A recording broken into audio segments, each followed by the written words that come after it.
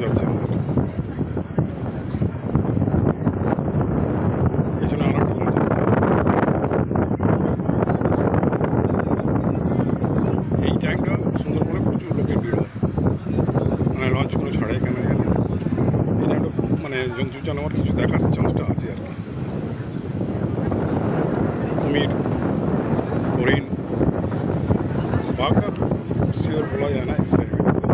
আমাদের গাইড যা বললো হরিণ কুমির মাস্ট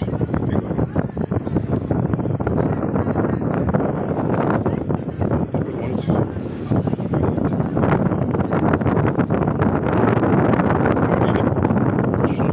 ভালো লাগছে, আরামসে বসে আছি ডেকের উপরে, সবাই নিজের সব লোকেরা সব বসে বসে গল্প করছে, খুব সুন্দর হাওয়া দিচ্ছে, ঠান্ডা হাওয়া।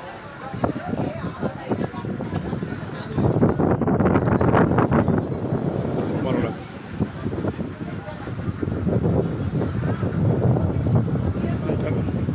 রাত্রে দুটো দিক দিয়ে নামার জায়গা আছে, আমাদের ড্রাইভার তো এখানে গাড়ি চালাচ্ছে, এখান থেকে যা কিছু কন্ট্রোল